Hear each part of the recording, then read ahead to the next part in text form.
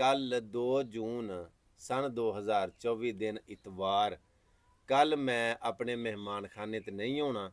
ਜਿਹੜੇ ਦੋਸਤ ਮਿਲਣ ਵਾਸਤੇ ਦੂਜਿਆਂ ਸ਼ਹਿਰਾਂ ਤੋਂ ਆਉਣਾ ਚਾਹੁੰਦੇ ਨੇ, ਮੈਂ ਉਹਨਾਂ ਨੂੰ ਕੱਲ ਨਹੀਂ ਮਿਲ ਸਕਾਂਗਾ, ਬਲਕਿ ਅਗਲੀਆਂ 2 ਇਤਵਾਰਾਂ ਮੈਂ ਆਪਣੇ ਮਹਿਮਾਨਖਾਨੇ ਤੇ ਆਪਣੇ ਡੇਰੇ ਤੇ ਅਵੇਲੇਬਲ ਨਹੀਂ ਹੋਵਾਂਗਾ। ਉਹਦੀ ਵਜ੍ਹਾ ਤੁਹਾਨੂੰ ਪਤਾ ਹੀ ਹੈ ਕਿ ਮੈਂ ਜਨੂਬੀ ਪੰਜਾਬ ਵਾਸਤੇ ਔਰ ਆਪਣੇ ਇਹਨਾਂ ਪੰਜਾਬ ਦੇ ਇਲਾਕਿਆਂ ਦਾ ਵਿਜ਼ਿਟ ਕਰਨ ਵਾਸਤੇ, ਸੈਰ ਕਰਨ ਵਾਸਤੇ ਨਿਕਲਿਆ ਤੇ ਸਿਆਲਕੋਟ ਤੋਂ ਸੈयद ਵਾਰਿਸ ਸ਼ਾਹ ਟੂਲ ਪਲਾਜ਼ੇ ਤੱਕ ਆਉਂਦਿਆਂ ਪੂਰਾ 100 ਕਿਲੋਮੀਟਰ ਮੋਟਰਸਾਈਕਲ ਚਲਾਈ ਹੈ ਮੈਂ। ਯਾਨੀ ਕਿ 100 ਕਿਲੋਮੀਟਰ ਮੋਟਰਸਾਈਕਲ ਚੱਲੀਏ ਤੇ ਮੈਂ ਇੱਥੇ ਪਹੁੰਚਿਆ। ਹਜੇ ਮੈਂ ਜੰਡਿਆਲਾ ਸ਼ੇਰ ਖਾਂ ਯਾਨੀ ਕਿ ਪੀਰ ਵਾਰਿਸ ਸ਼ਾਹ ਰਹਿਮਤੁल्लाह अलैह ਦੇ ਦਰਬਾਰ ਤੇ ਨਹੀਂ ਗਿਆ। ਭਾਜੀ ਇੱਥੋਂ ਕਿੰਨਾ ਦਰਬਾਰ ਹੈ? 15 ਕਿਲੋਮੀਟਰ। ਯਾਨੀ ਕਹਿ ਲਓ ਕਿ 100 ਤੇ 15 ਕਿਲੋਮੀਟਰ ਮੋਟਰਸਾਈਕਲ ਮੈਂ ਚਲਾ ਕੇ ਸਿਆਲਕੋਟ ਤੋਂ ਪੀਰ ਵਾਰਿਸ ਸ਼ਾਹ ਦੇ ਦਰਬਾਰ ਤੇ ਪਹੁੰਚਣ ਵਾਲਾ।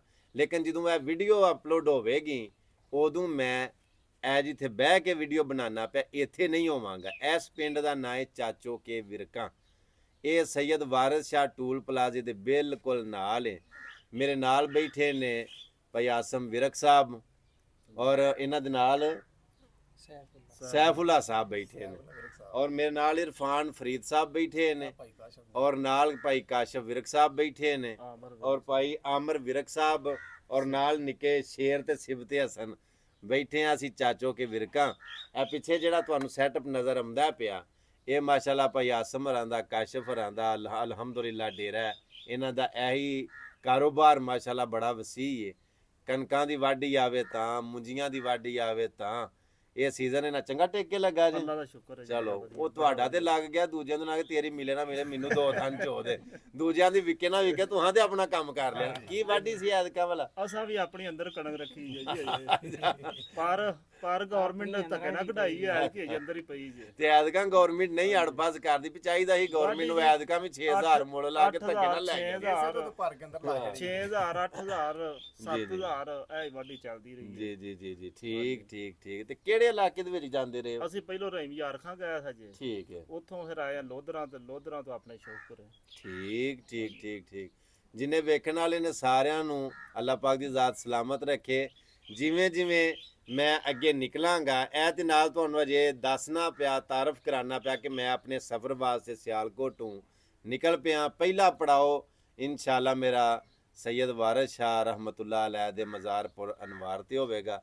ਉਸ ਤੋਂ ਅਗਾਂਹ ਜਿਵੇਂ ਜਿਵੇਂ ਨਿਕਲਾਂਗੇ ਇਸ ਤਰ੍ਹਾਂ ਫਿਰ ਯਾਨੀ ਕਿ ਪੰਜਾਬ ਦਾ ਕਲਚਰ, ਰਵਾਇਤ ਔਰ ਸਾਡੇ ਜਿਹੜੇ ਗਏ ਗੁਜ਼ਰੇ ਪੁਰਾਣੇ ਦੌਰ ਦੀਆਂ ਬਾਤਾਂ, ਉਹ ਯਾਦਾਂ, ਉਹ ਸਾਰਾ ਮਾਹੌਲ ਜਿਹੜਾ ਅਸੀਂ ਵਸਾਰ ਚੁੱਕੇ ਹਾਂ ਔਰ ਜਿਹਨੂੰ ਬਲਕਿ ਅਸੀਂ ਤਰਸਨੇ ਆ ਕਿ ਪੁਰਾਣੇ ਜ਼ਮਾਨੇ ਦੀਆਂ ਉਹ ਚੀਜ਼ਾਂ, ਉਹ ਸ਼ੈਵਾਂ, ਉਹ ਬਾਤਾਂ, ਉਹ ਲੋਕ, ਉਹ ਮਕਾਨ, ਉਹ ਡੇਰੇ, ਹਾਂਜੀ ਉਹ ਸਾਰਾ ਕੁਝ ਮੈਂ ਕੈਮਰੇ ਦੀ ਅੱਖ 'ਚ ਮਹਿਫੂਜ਼ ਕਰਕੇ ਆਪਣੇ ਓਵਰਸੀਜ਼ ਪਾਕਿਸਤਾਨੀਆਂ ਨੂੰ ਵਹਾਵਾਂਗਾ, ਆਪਣੇ ਪਾਕਿਸਤਾਨ ਰਹਿਣ ਵਾਲਿਆਂ ਨੂੰ, ਆਪਣੇ ਚੜ੍ਹਦੇ ਪੰਜਾਬ, ਲਹਿੰਦੇ ਪੰਜਾਬ, ਸਾਰੇ ਵਸਨੀਕ ਜਿਹੜੇ ਸਾਨੂੰ ਵੇਖਦੇ ਨੇ ਉਹਨਾਂ ਨੂੰ ਇਨਸ਼ਾਅੱਲਾ ਆਪਣੇ ਪੰਜਾਬ ਦਾ ਕਲਚਰ ਵਹਾਵਾਂਗਾ। ਇਹਨੂੰ ਵੇਖਣ ਵਾਲਿਆਂ ਸਾਰਿਆਂ ਨੂੰ ਆਖਾਂਗਾ ਕਿ ਜਿਨ੍ਹਾਂ ਨਾਲ ਮੇਰੀ ਮੁਲਾਕਾਤ ਹੋ ਜਾਵੇ ਉਹ ਦੂਸਰਿਆਂ ਨੂੰ ਸਤਾਇਓ ਨਾ ਕਿ ਵੇਲਾ ਤੇਰੇ ਕੋਲ ਨਹੀਂ ਆਏ ਤੇ ਮੇਰੇ ਕੋਲ ਆਏ ਨੇ, ਪਹਿਲੀ ਗੱਲ।